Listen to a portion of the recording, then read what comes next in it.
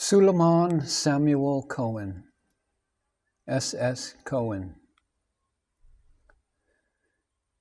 He was a Jew from Iraq and was one of the keenest intellects who came to Bhagavan.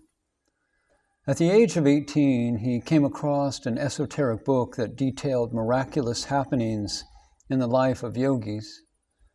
Determined to go in search of the truth, he felt he should sacrifice everything and his all to meet a life-transforming sage. The First World War took place at that time. It taught him the great lesson that peace can never be attained outside, only inside. Even though a teenager, this conviction born of the heart told him that the key to the mystery of his life lay in India. As Providence would have it, his close friend in Mumbai fell seriously ill. We call it providence or coincidence when we have such experiences, but it is only the Guru's grace. In a seeker's life, nothing happens as coincidence. This friend was a millionaire until one day his stocks and shares crashed. All of a sudden, he was on the streets, a pauper, and deeply depressed. He wrote to the one true friend who could help. Cohen felt that this friend who was drowned in depression should read the same esoteric book which helped him so much. He also felt that this was an opportunity to go to India, though he belonged to a very poor family. He was the eldest of 11 children, and his father was just a cleaner on a ship. The father loved his son very much.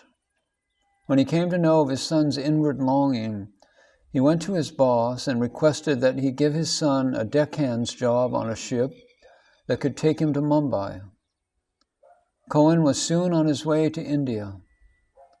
Cohen's father was so poor that he could give him only 1 coin for his journey. He put that 1 coin in his son's pocket and lovingly blessed him, saying, "Go, and may you be successful in your spiritual search." He went to meet his friend. The book helped his friend to come out of his depression, but both of them were utterly poor. Relatively rich, Cohen at least had that 1 coin. Cohen, who was always a hard worker, hunted and found a job as a shop assistant in Mumbai. With his keen intellect, he observed that there were 2 sets of people. One set was happy and comfortable, while the other set was unhappy and always complaining. He figured out that the people who were happy had 2 qualifications. They had lots of money and knowledge.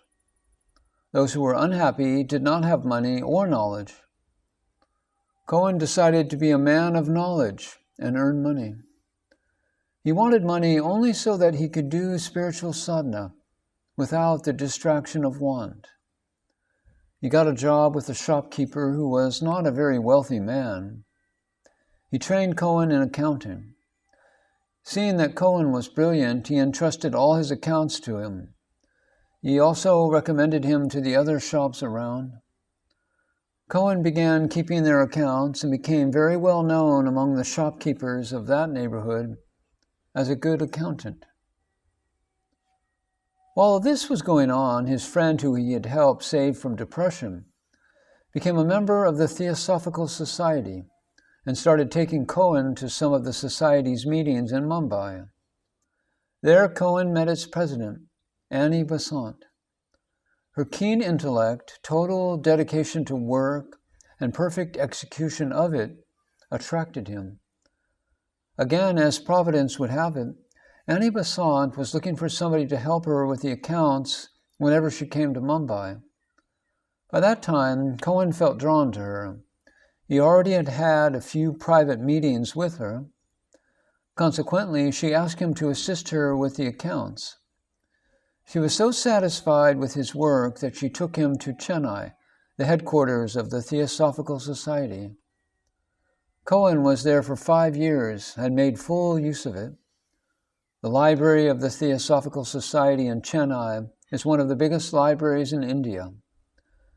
There, Cohen studied Vedanta and other branches of philosophy. This is how God guides us. The sages say, if you take one step towards God, He will come 9 steps towards you. Cohen was almost in tears when he told me, I was so near to Bhagavan for 5 years, yet I did not even hear about him. During this time, one of his other friends, living thousands of miles away, sent him a book by post. That was the turning point in Cohen's life. The book he received was Paul Brunton's A Search in Secret India. Reading it thrilled him because his life's ambition to sacrifice everything to be with a life-transforming sage was about to be fulfilled. On reading the book describing many masters, Cohen's mind, like Major Chadwick's, was attracted only to the 3 chapters on Ramana Maharshi. His inner voice told him that this was the sage he had been yearning for.